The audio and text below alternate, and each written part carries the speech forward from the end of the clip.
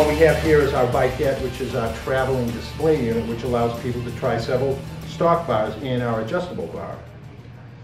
Okay, on a stock set of handlebars, we're limited to one adjustment, and that is literally this. You can go up or down, and not only is my wrist bent too far this way, look what happens when I adjust it up. That's painful. That's no better.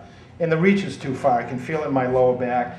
And also when you make a turn, your upper body is too far over, and this is especially true for people that don't have a lot of upper body strength.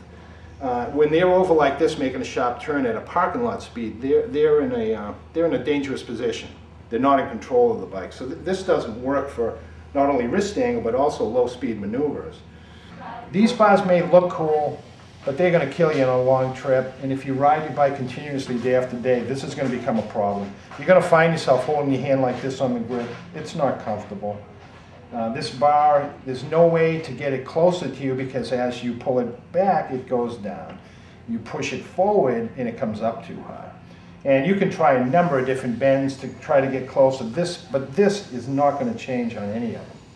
And we'll take and put the horizon bars up in our little bikette here.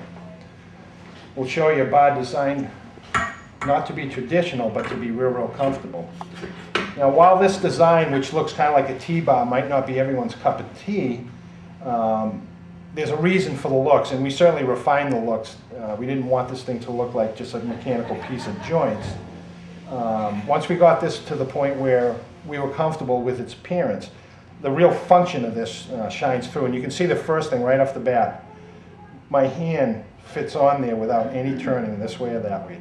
It's completely neutral.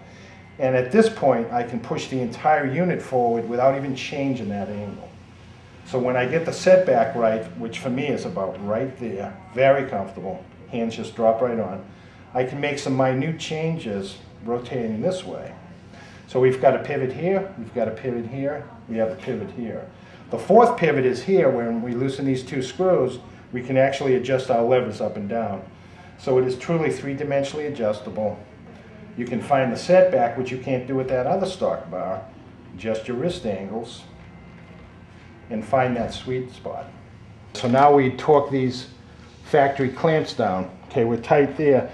Now we've got two other rotations to work with here.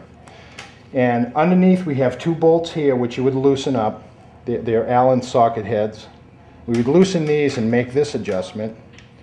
And then we've got a left and a right independent adjustment here, which allows us to swing the bar in and out. Now, for the up and down motion, these bars are keyed together through this crossbar, which has a set of teeth on both sides when we assemble this upper portion. So these always stay in line, so they're mirrored perfect. However, the left and right are somewhat random, and you can certainly adjust them just to what feels best. But for people that like everything to be perfect, and you may not be able to see this in the picture, but there are small little index marks here. And what you do is you align the edge of this piece to one line that feels good, and then you just mirror it over and connect into that index mark. So that gets us, so we're nice and even left and right, and hopefully you're real comfy by the time you get to that. There are total of 8 bolts that need to be checked and torqued before you go out for a ride. For whatever reason, if you forgot to tighten something, you might get out on the road and put the brake on and scare yourself. Even if these are loose, the bar will only move so far and then it mechanically locks. The same within the rearward position.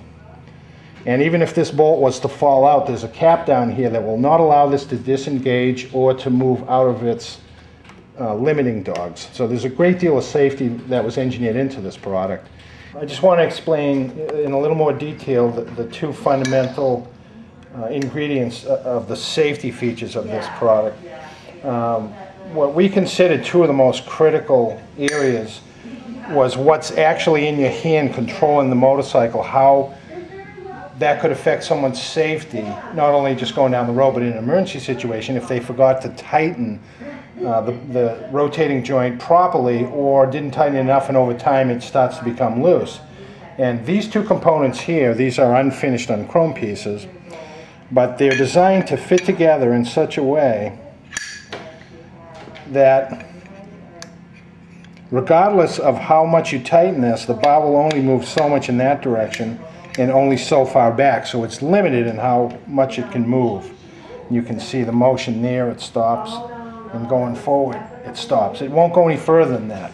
So even if the clamp bolt fell out, this couldn't disengage and stop moving and you know, eliminate that stop safety feature. What there is located on the bottom is this cap, which has a piece of hardware that attaches it, and this is torqued up.